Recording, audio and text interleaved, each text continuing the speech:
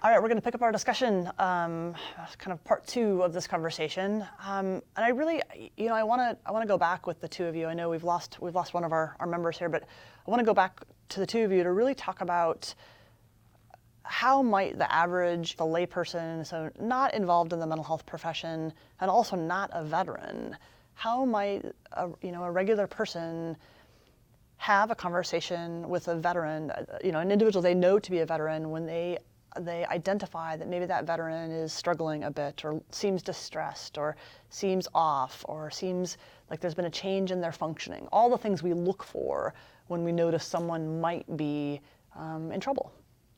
How do you, what are some resources that people could go to better understand how to approach a veteran? What are some things where might they start? Well, there is a good resource. I think it's GetTrained.com. Yeah, GetTrainedToHelp.com. GetTrainedToHelp.com. And they have a variety of different trainings. I think there's mental health first aid, there's ASSIST. I'm not sure if ASSIST has a veterans module, but I know that mental health first aid does. There's also Safe Talk, there's QPR. There's a variety of other trainings out there. It's getting that word out to for lack of a better word, the regular community, the civilian community. Even the clinicians most of them should be aware that there are a variety. ASSIST focuses on suicide awareness, and so does Safe Talk. There's CALM, and I can't remember what that actually stands. CALM stands for Counseling on Access to Lethal Means, and there's actually an online version of Counseling on Access to Lethal Means as well as a face-to-face training. And I'll go back to the GetTrainedToHelp.com resource is a tri-county resource. So if you live or work in Clackamas, Washington, or Multnomah counties, you can actually take one of those classes that are offered on the GetTrainedToHelp.com website.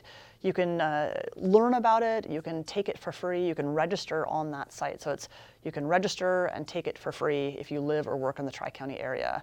And like you mentioned, there's QPR, which is an hour and a half long suicide prevention training. There's ASSIST, which is a 2-day kind of the gold standard suicide prevention training, and then mental health first aid, which there is a veterans module for that of better recognizing signs and symptoms of a veteran who might be struggling. So, you're pointing to really, even the regular person in the community taking essentially a CPR first aid class to better identify how an individual might be emotionally struggling. Because what we know is the research says that, we as human beings are more likely to encounter someone who is struggling with a emotional crisis or emotional distress than we are to encounter someone who's in a physical health crisis. So for people who are CPR first aid trained, that's wonderful. However, you're less likely to use those skills than you are something like mental health first aid or ASSIST or QPR in supporting someone who's having an emotional crisis.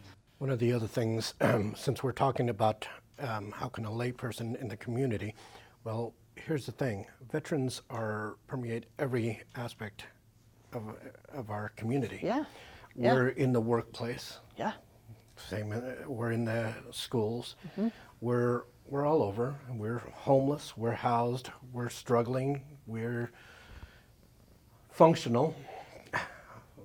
And so a lot of these places, the workplace, the schools have places like a Veterans Resource Center on some of the campuses that you'd be able to access that kind of information if you wanted to find out about veterans, or if veterans were wanting to find out about the different resources themselves. Right.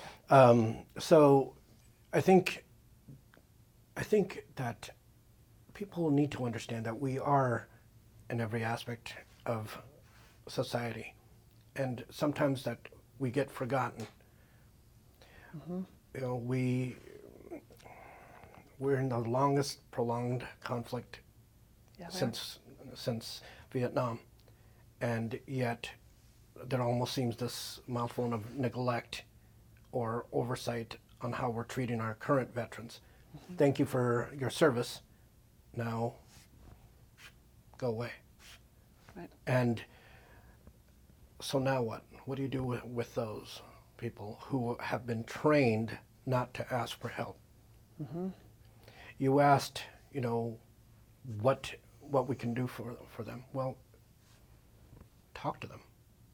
and then be prepared to listen. I can't say that enough. Be prepared to listen. Be prepared to hear what they're not saying. And you're having to overcome the stigma of not asking for help. You're having to overcome a hypermasculine culture that is drummed into the veteran psyche. You're strong. You have to be strong. Right. Right. And so now you have the guilt and shame of understanding that some part of you needs that. How can we do that?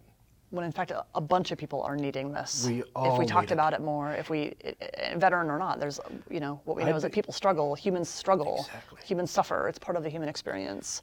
And thoughts of suicide are actually quite normal. That's another thing we don't talk about, right? That thoughts of suicide are super common for everybody, not just veterans. The difference is when thoughts of suicide go from what we call ideation or thoughts of suicide to planning and accessing lethal means like a fire, like a gun or a weapon or pills or what have you, and planning about when that would happen or where that would happen, and that's different. That's a different concern, and that is much more concerning. Suicidal ideation is concerning, but it's very common, and we don't talk about that. We don't normalize that. We don't normalize that human beings suffer, and what we know is that sorry guys, but men are not traditionally help seekers. We know that. There's a lot of research around that. And then when you add in being a veteran, it sounds like that further complicates what you referred to as a hyper masculine society of like really not asking for help because it really is perceived as you're weak. So if you already have a middle-aged guy who is also a veteran, the chance of asking for help is less than.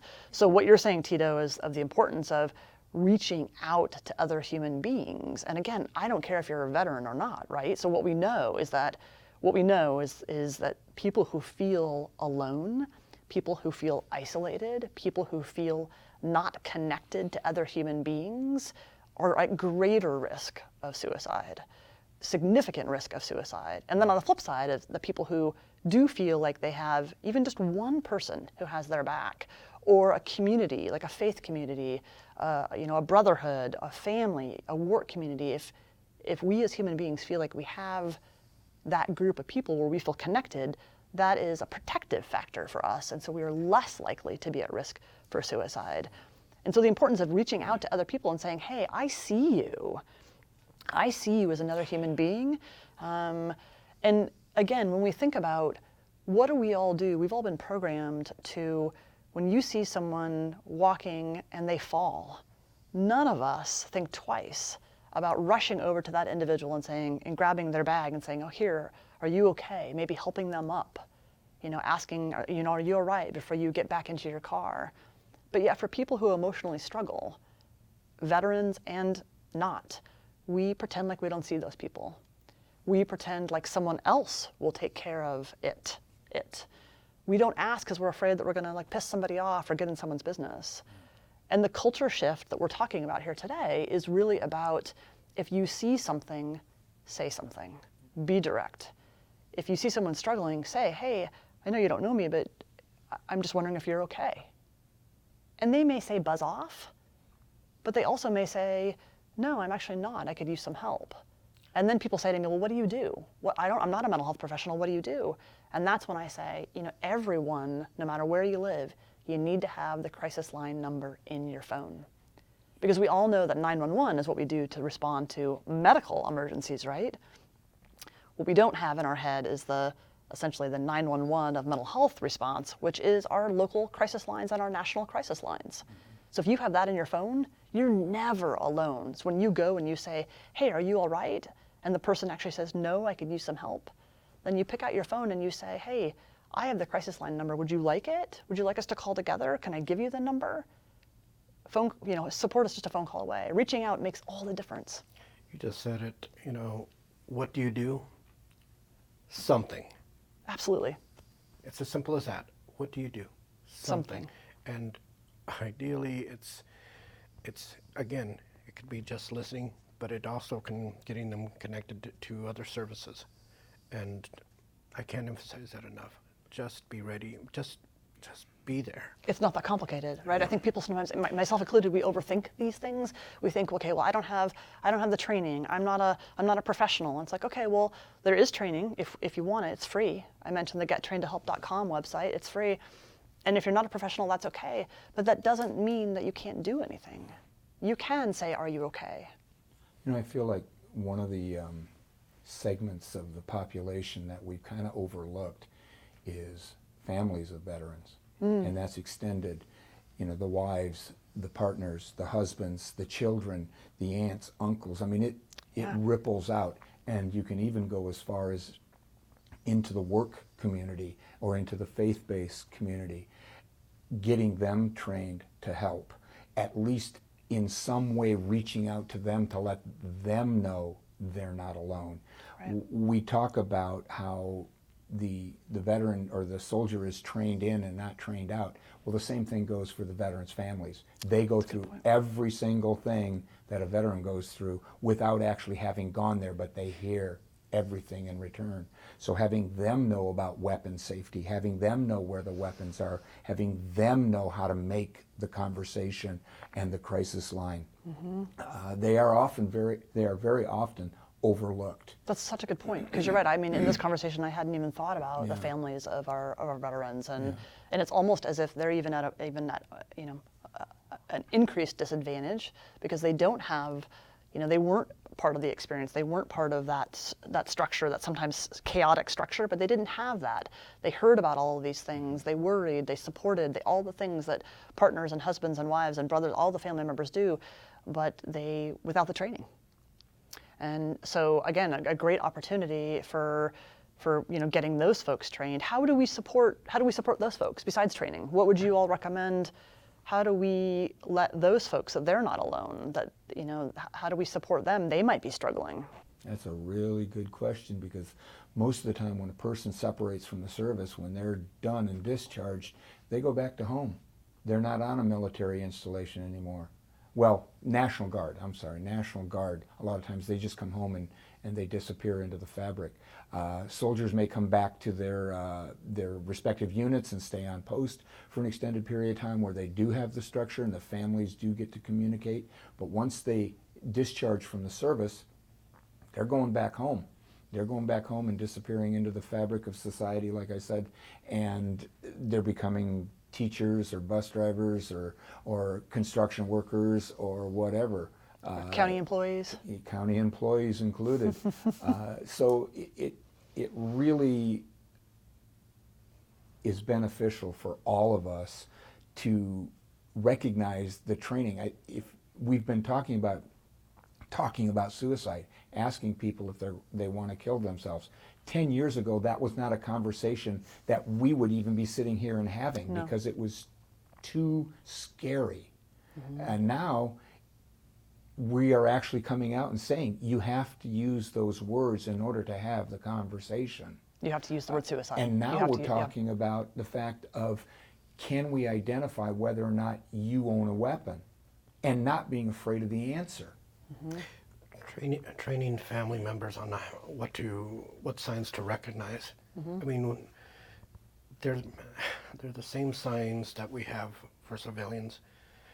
The only difference is how the likelihood of the lethality.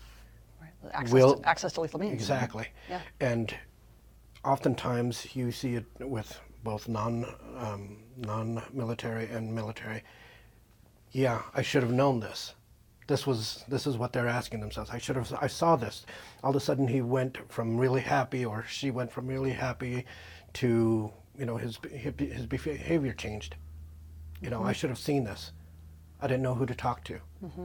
So what else happened? Well, started to get withdrawn, started to go shooting a lot more often, started drinking, started using Substances, drugs, substances, everything.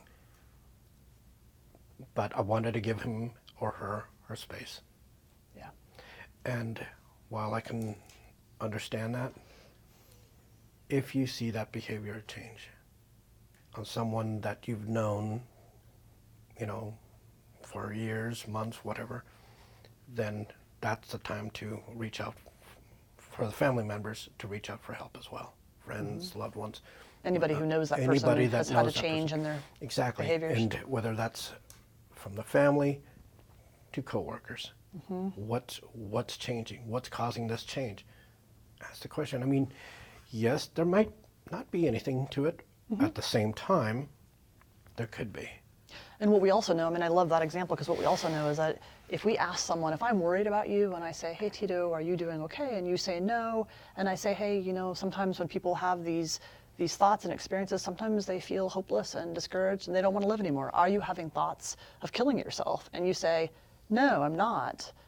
Now you know that I am someone who can handle that conversation. Now you know that I am someone who's paying attention to you, that I'm a little bit concerned about you, and I'm so concerned that I'm actually asking you the question. And now you know that if you were to ever have thoughts of suicide, that you could come to me, and it normalizes it. And that might be just enough to kind of let that veteran know, you know what, okay, something is wrong. Because sometimes they might be in a fog, he or she might be in a fog and hasn't really figured it out for themselves. But now, wait a second, okay, what's going on? Maybe I need to go and talk to another veteran. Maybe I need to go to the VSO. Maybe I need to go to the VA and figure this out. That alone might be just enough. I think we've all said it might not be the 1,000th time that you might ask the question, but that 1,001 might be the one time that they said, you know what, I need to get help. Right. This will work. Right. I need to fix this. Building on that, as we're talking about this, one of the biggest challenges that I have, and we've talked about, the beginning of the scenario and then the worst case scenario, which is, yeah, I've got my weapon and there's nothing you can do about it and I'm not giving it back and I'm thinking about killing myself. Biggest challenge I think that Tito and I have is, when do you make the decision? How do you come to the realization that there's nothing more that I can do? Prior to that, you're using all the language, you're using all the experiences, you're having the relationship, you're connecting, you're trying to create a distance between the weapon and the veteran. And knowing what you're going to do in the event that nothing works. And again, like Dave said, and Tito said, not making any promises. Do not guarantee that you might not call or you won't call, because you might. Letting them know right up front. They may ask the question, are you calling the cops on me? Right now you haven't given me any reason not to. No, I'm sorry. You haven't given me any reason to call the police. But when you get that feeling, you got to know how to do that. And as veterans, I think sometimes that's a challenge for us, yet knowing the resources that are available, using the language, hey, you know what? I'm starting to feel really uncomfortable with this. Would you mind if we made a phone call to somebody else? Do you want to get the kind of support? Can we make that call? Can we do something? Obviously, you don't want to go to actually having to call the police and that kind of thing, but you might have to. You might have to do it, and you got to know ahead of time. You might have to do that. And the goal at that point becomes Safety. The goal becomes, let's get you to tomorrow. Yeah. Let's get you to tomorrow. And then from there, let's get you to the next day and the next day. But yes, sometimes, and David and I have struggled with this, you can do everything right. I mean, we could empty out our toolbox of tricks and skills and everything, and you still might not get the desired outcome. at the same time, what's the alternative? Doing nothing? Right. For veterans, that's not our option. We always have to keep trying. We got to keep trying. You got You to. can't give up. Right. Because that's our mission. You know, I want to really thank you for just bringing us together and asking the questions for the veteran community and for the civilian community, the clinician community, allowing us to have this conversation hopefully will give people out in the community a better platform, a better opportunity to ask the question, to get trained, and to know that it's safe to talk to people with weapons. This is a hard topic. Absolutely. This isn't something you wake up and say, hey, I'm going to talk to people about killing themselves today. No. It just doesn't happen that way. But thank you for bringing this to us and giving us the opportunity to get these kinds of words out. And at the same time, to give us the opportunity to, and the invitation, to offer the invitation to learn about the veteran culture. Ask that. Ask us. We'll tell you. Okay, we like to talk. Well, and you say it's like, the topic of suicide and suicide prevention is not really something we typically talk about, right? Something that's been in the shadows for a long time. It's getting better and better, and we, thanks to you all and so many other people, we're having these conversations out in public, out front, honest, direct. And then you add veterans, so which is suicide with veterans is also a complicated issue. So suicide and veterans is it's a tough, complex issue, but one that we absolutely need to talk about. So thank you for being a part of the conversation and being honest and open and being willing to let me learn so much. So I appreciate you both. Thanks for the time that you have served and the time you continue to do the work here in our county. So I appreciate you.